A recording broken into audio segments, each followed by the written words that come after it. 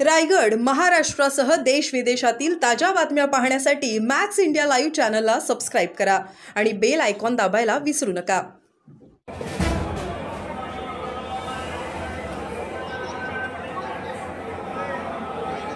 अरे विचार कॅमेरा करना मागून कॅमेरा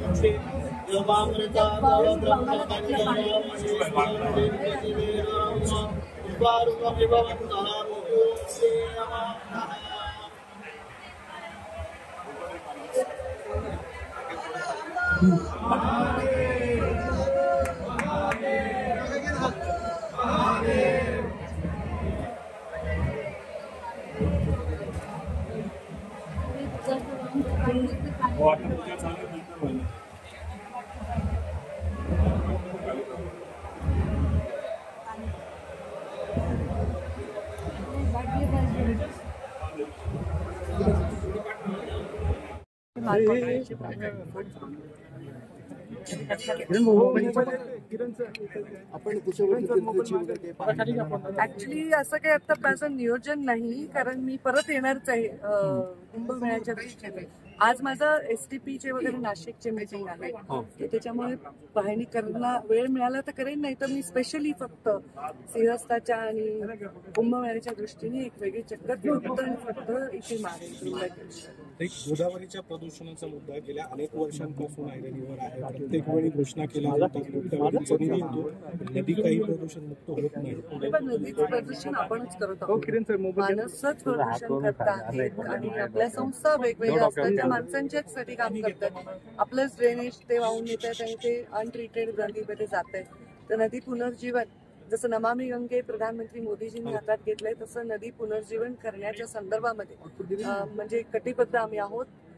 पण हे काही 1-2 दिवसात होणार नाही, कारण ही नदी प्रदूषितही 1-2 दिवसात झाली नाही। असंख्य दिवस, असंख्य महिने, असंख्य काळ लोटलेला आहे। तर तेवढा काळ देऊन एक आमचा प्लॅन आहे की पुढच्या 15 वर्षामध्ये या महाराष्ट्रातल्या म्हणजे टप्प्याटप्प्याने आता आपल्याला दिसेल प्रथम दर्शनी त्याचा उपयोग, पण अगदी मुळातून नदी पुनर्जीवन झालं पाहिजे असा प्लॅन आहे। सुरुवात नक्कीच गोदावरी नदीतून होईल। कुंभमेळ्यापूर्वी प्रदूषण मुक्त झालेली बघायला मिळेल।